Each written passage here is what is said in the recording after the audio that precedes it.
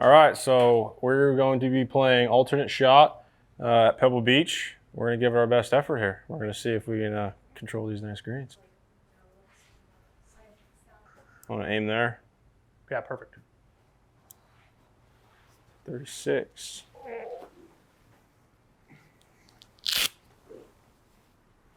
This is the Turcado Hybrid sponsored by Uneekor.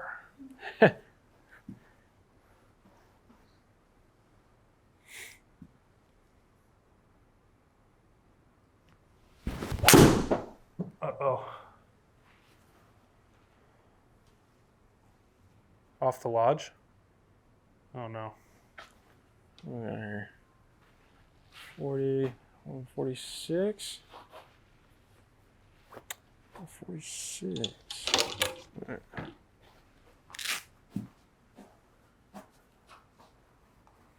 Alrighty. So 146, and then we're minus 5% on ball speed, so probably like, what are you going to try and hit it? Like a 50, 55 ball? So I was thinking, yeah. Yeah. Thinking this should be this nice stock wedge. Guessing that's where it's aimed, right? I don't see a flag on there. Yeah, you're good.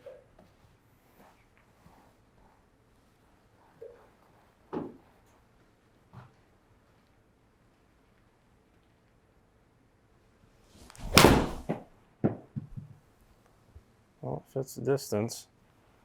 Go! Sweet. See, just setting you up to roll it up the green. Yep.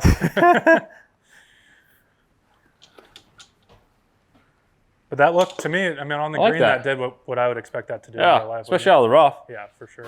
That was, yeah, 1-4. Yeah, that was nice.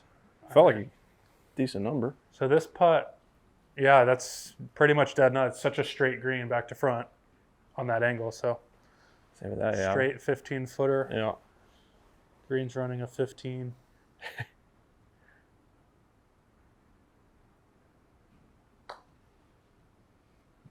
One time. Go! Ah. All right.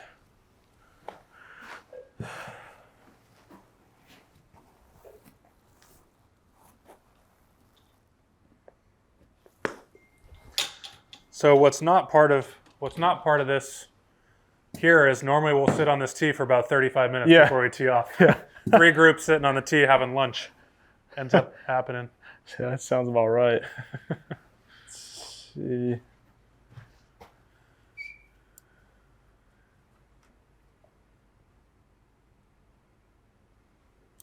Okay.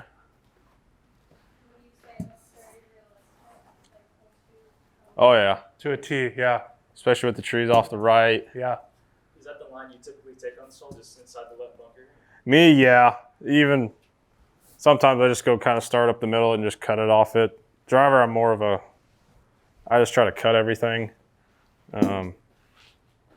Just kind of, like I said, more my comfortability and kind of my bread and butter, what I've always tried to do.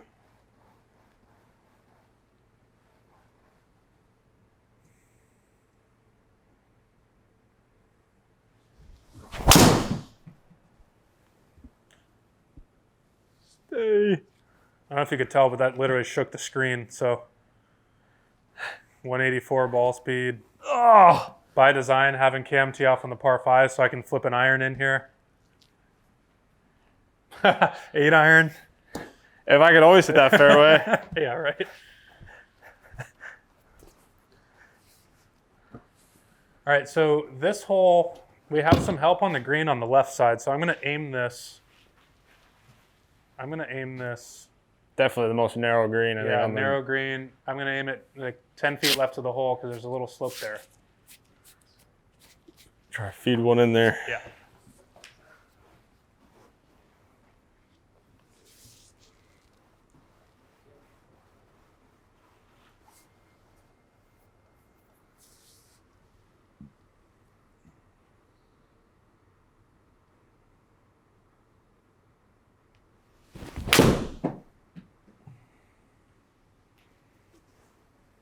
Too far left or good? Oh no.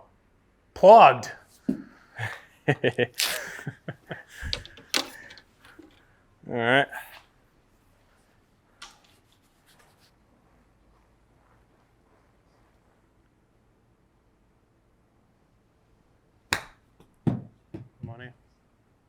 Stop. Stop, please. Oh, Gosh. oh my gosh.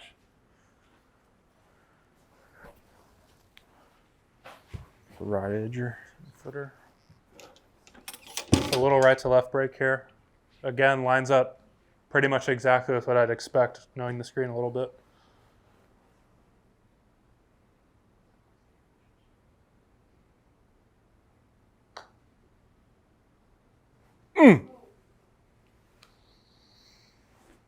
It's a tough par there.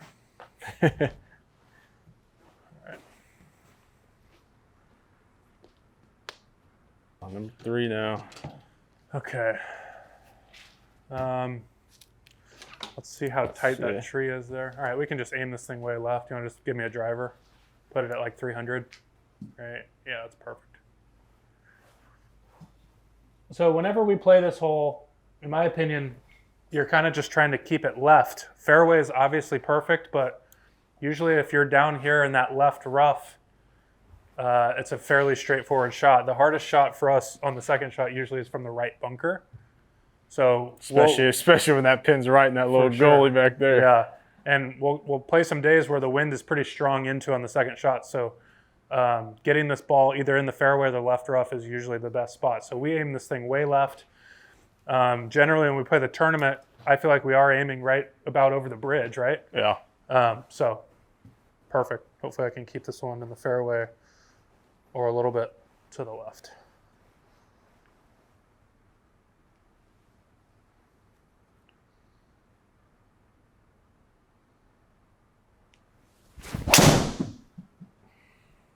Did exactly what I said not to do.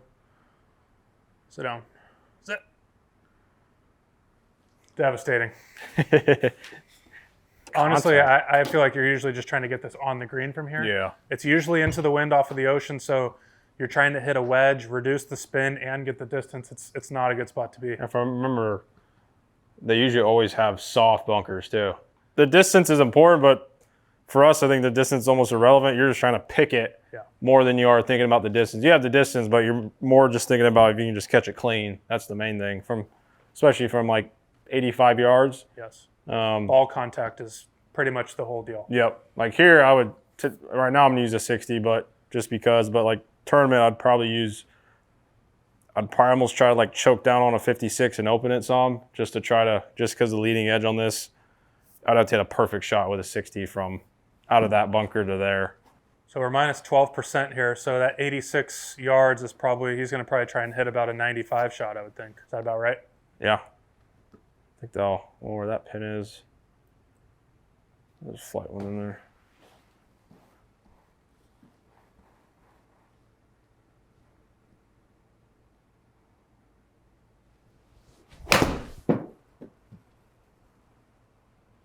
Oh, yeah, he really hit the lip? No, he really got to hit it out of there. Ooh. So 12.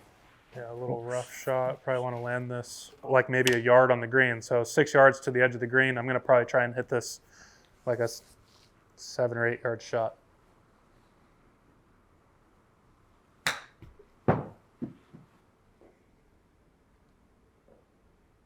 Fastest green ever. There. Ever. Yeah. All right, escaped with a par. Tough start for the team here. I feel like we should be a couple under. Let's see what we got. See where this pin is. We send this up there today, right? Yeah. Oh yeah, no That's wind. Nice when your partner has firepower and there's no wind, you just send it up there on this hole right by the green. That's what's cool about Pebble Beach. I do feel like there's a number of ways to play some of these kind of shorter holes. You can be crazy aggressive off the tee like we are here, but once we start playing in the tournament, it'll get pretty cold and definitely windy to where it makes these landing areas play really tight. Yeah. So like, I don't know that I've ever played a course where the weather plays more of a factor than at Pebble. You can play it on a perfect day and it feels like one of the easiest courses in the world, and then you play the next day and it's one of the hardest courses in the world. So it's truly completely dependent, and their weather there on the Monterey Peninsula is particularly volatile. It can be gnarly there. 2021, I think that was the year. Remember we had insane wind? Suspended for wind, yeah. And then we played that next day. I remember that next day, I played with Hovland that last day. I shot 5 over and I shot 6 and he shot 5 over, and we looked at each other like, I just thought I just shot 2 under. Yeah. That was the day I hit 5 iron into 7. Yeah. And 18, I hit driver 3-wood 6 iron. Yeah. Yeah. So It's that course. It's funny because it's so subject to the first time you play it. If you play it in easy conditions, you're like, wow, man, you can shoot 6, 7, 8 under par. And then if you were to play it your first time there on a really windy or rainy day, your perception of the course is a complete 180. It is truly a weather dependent course. all right. The tournament, I'll try to tee it down a little bit here and just hit kind of one of my lowerish to mid-flight, like kind of skipper up. Just try to rolling up there. Just feel like I have a little more control than trying to hit a big old swinger.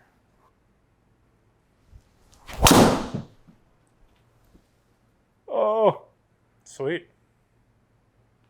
Perfect. stop. We both grew up in California, and we both went to college in Texas. Learning to play in bad In weather wind. and dormant Bermuda grass Yeah. was a big deal because, especially growing up in Southern California, it's kind of a dome for 12 months of perfect weather. Very rarely rains, doesn't get very windy. And then I went to Austin, and in the winter it can get north wind. Yep. You Very get that north cold. wind. And yeah, so that was an important thing for the development of my golf, is to be able to play and have a game plan in bad conditions. You definitely get it, on the coast in Northern California, you'll get some pretty gnarly weather, but certainly most of the country, gets significantly more wind than I was used to growing up. So that was a big thing for me. It's funny because a lot of, in my opinion, playing in those conditions is not even the shot. It's holding the umbrella, keeping everything dry. There's so much to it where, in good weather, in between shots, you have a second to decompress mentally and reset. Yep. In bad weather, it feels like it's just truly Constant. a grind for 5 straight hours. Yep. Constantly, yeah. Worrying about your glove, worrying about your grip. Yep. Make sure you have enough towels.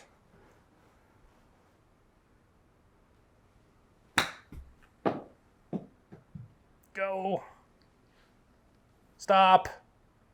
There we All go. right, birdie. We're on the board. Here we go. All right. Now we're going to a hole that, when the weather's bad, is one of the hardest holes in the world. The wind will blow right off the cliff, right to left, where it feels like you have to start it over the ocean to hit it on the green. So today, fortunately, we don't have that wind. And so I normally would aim this shot almost on the left fringe, Yeah. because the green kind of works that way down to the right. So I'm going to move this target kind of about, is that where you'd try and hit it, yeah? Yeah, I would agree. Especially that pin, because you're not trying to fly something to the hole. No. Tournament, if you fly to the hole where that pin is, it slopes down. Even if it's kind of soft, it'll just take off and go to the back edge of the green. Yep. So I'd say pretty much everyone in the field is going to, more or less, going to aim on the very left edge of the green and just try and hit it on the surface. And if it's not on the green, you just try and get out of here with a par all day. So it's a 7-iron for me.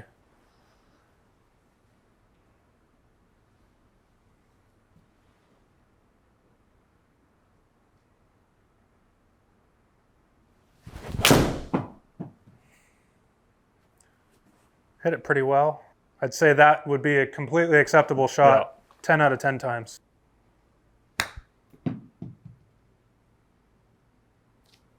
Sweet. Please.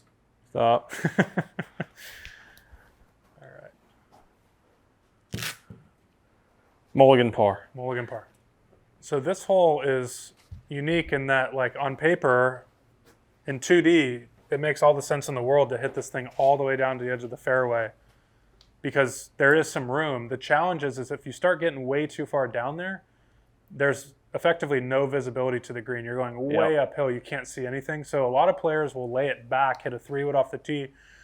So even though they're hitting a bit more club, you can at least see, as we were talking about earlier, a lot of the times maybe not the pin, but at least the camera tower that's behind the green. So something to aim at. But the farther down the fairway you get, you have zero visibility whatsoever to the green. Cam's hitting 3-wood here probably for that reason. Yep. And it should leave, like, with the downhill, you should have probably 200 to 210, depending on how much it rolls. And here I've always tried to hit like a lower, like kind of like a stinger shot, usually, if it's dry. Just to try to keep it rolling. It's not really in play unless you hit in the rough. Yeah, which I've been on that right side in the rough, yes. hung up, and I'm debating on either hitting a 5 or 6 iron. I'm like, if I don't catch this, it's going straight into the rocks. Yes, but yeah, that is like this. The cliff is enormous. I mean, it feels like it's a 60, 70 foot height difference. Looks perfect right down the middle. Oh, get some ground roll. Oh, Sweet. perfect. See, all you got to do is hit a take 4 of those. 313-yard 3-wood. It's a piece of cake. All right, so this is spot on, right? So as you can see here, when you play hole 6 at Pebble and you hit it right down the fairway, he had a beautiful drive, 315 yards or whatever. You can't see hardly anything, so this is exactly what we would be facing in real life. So normally what we would do is it's kind of a pain, but you'd walk actually backwards, back the fairway, so you can get a line with the pin. And then I usually would like choose one of those bushes on the edge of the cliff as a reference point. And then honestly, when it's that blind, it's just a matter of trying to commit to the target and make a decent swing. So we have 201 uphill 12 yards. I probably only want to fly this usually to the front of the green. So I'm going to try and hit about a 200-yard shot. Because generally speaking, on the front edge, or if it trickles onto the green, is a great place. You start getting in trouble on this hole when you start getting pin high or beyond it.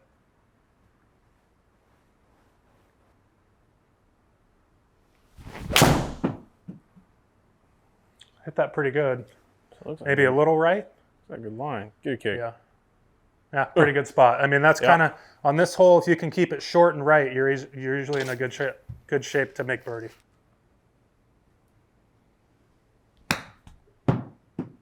Hit it. Oh, there it is. Eagle, let's go. All right. On the board, we're moving. All right, so this one's On the board with one molly. So this hole is significantly elevated. So it's 10 yards downhill, even just from 110 yards away. So it's almost entirely wind dependent. I've played this hole downwind where you're trying to hit a lob wedge straight up in the air to get it to stop. You'll play it into the wind where you have to hit as much as, Cam's hit a 5 iron here, but realistically on a normal day, you can hit as much as a pitching wedge or 9 iron from 100 yards just to try and keep the spin and the trajectory down. I believe there's a video of Tony Finau hitting driver here in that practice round. I want to say it was that year. Yeah. Yeah. It was blowing 50. Like launched it straight up in the air, and I want to say it was pretty damn good pin high. Yeah. Like it was a legit. It was not fake. It was not a fake video. Yeah. So this one is 110 yards minus 10. So it's more or less playing 100, 101 yards. But on this hole, you got to control the spin. So I could easily hit a lob wedge that far, but in real life and on this game, as it's responding very appropriately, it would hit right by the pin and spin back too much. So I'm going to take more club, sand wedge. I'm going to try and hit it a little bit lower and a little bit softer to try and take the spin down. So this is going to feel like a 100-yard shot with my sand wedge, which normally goes about 115.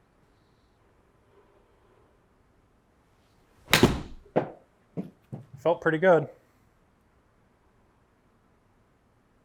Thought it was better. Alrighty. Let's see if we can get us. Shoot, it ain't doing much. What I've always found with this green is it's so subtle that a lot of the times it's hard to even read it. Yeah. And you can see that here with the graphics. Yeah. It kind of does everything, and it's like, well, I guess you just hit it straight and hope you guessed right usually. Yep. And also Poana too. Yeah. At times, depending on the day, Yes. you can get some breaks or you can get some bad breaks. It kind of, I feel like it definitely goes both ways. Probably just gonna hit it pretty darn straight. And at this point, it's all speed. So, if you can have good speed, depending on, this would be a pretty flat to maybe slight uphill putt. I'd probably maybe be a little more aggressive with it. But for me, I'm always been like if I make putts from this distance, they're like gonna barely drip in. So for me here, that's all I'm thinking about is just speed. And you know, if you can get it going on the right line and good speed, you know, you'll have a decent chance.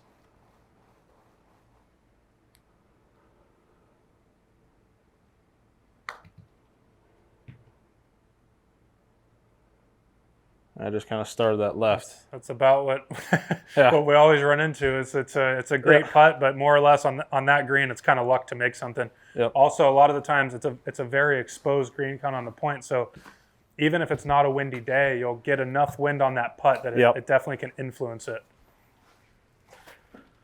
All right, number 8. Let's see here. Yeah, that's about all we need to. About there, max. Okay, 236. So this is another hole with very 5 iron. limited visibility, and generally what we end up doing is aiming at like an edge of one of the houses up on the hill. Yeah, I can't even because see you can't really see the fairway at all from the tee. So picking a starting point and kind of committing to that is crucial here. So like in this instance, he's going to use that blue tee as a reference. He's just going to probably aim a couple yards left of it. Should be just a nice, just get a stock 5 and let it roll out a little bit.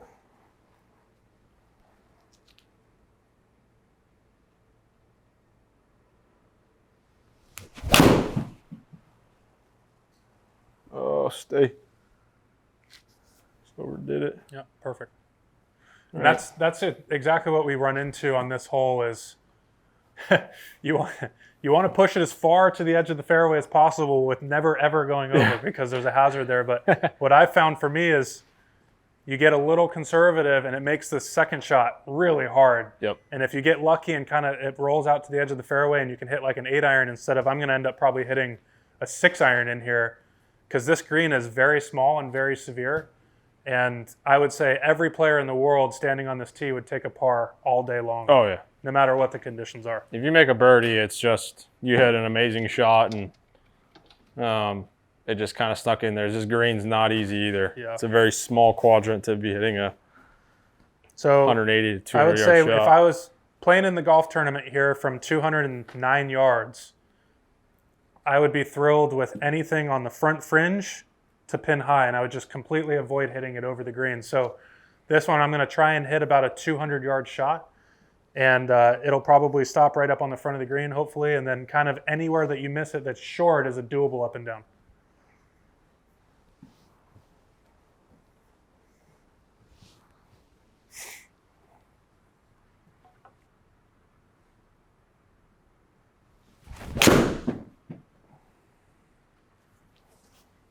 A little left, maybe.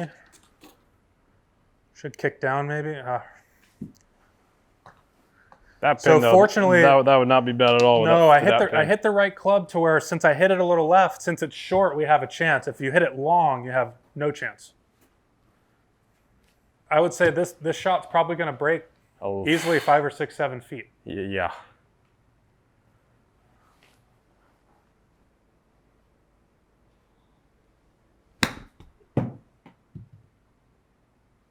Beautiful. Stop. Oh.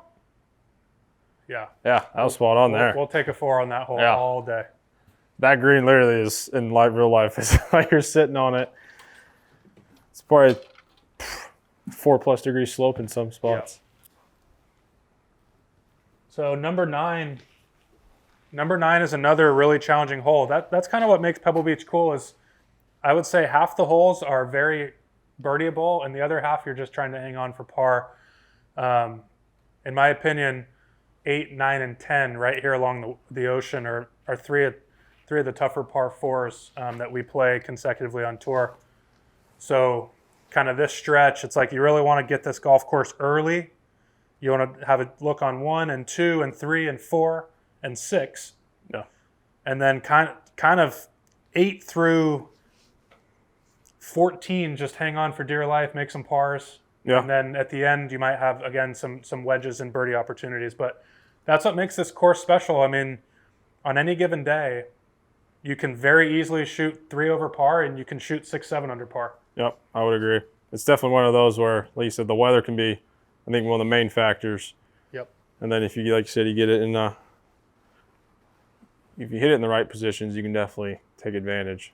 But if you don't, it can hinder you a lot.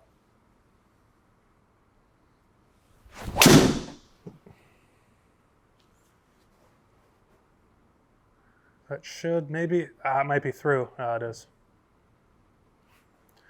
So what's challenging on that tee ball is if you hit it left, it kicks straight, but if you hit it right, it'll kick down to the right. Yep. So you have to hit it pretty much in this 10-yard corridor. So I've ended up in this spot way too many times. Yes, same. And then from here, this is the bailout zone. Praying you get a good lie and try and hit the green. Yeah, I would say honestly the visuals on this game is like pretty spot on. Pretty much exact. Because that new tee box, and then you got where you see the tall grass from there, just goes straight down.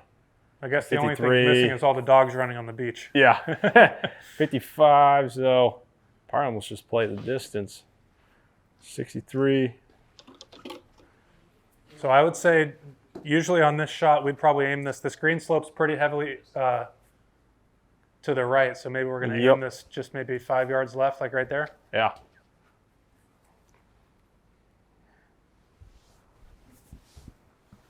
All right.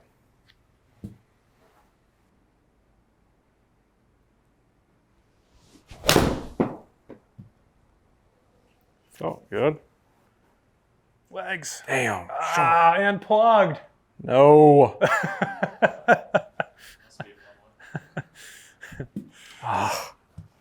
I'm sad to report that I have been in this exact place before. Yes. Okay, that lip on 9. So this bunker is I probably all of 5 or 6 feet deep. Fortunately today, the lie is going to play a little bit easier than it would in real life. But I'm going to aim this thing out here to the left, probably on the edge of that circle, just because this green slopes so severely to the right. So usually just try and land it somewhere on the green, and it should trickle down that way. 6 yards.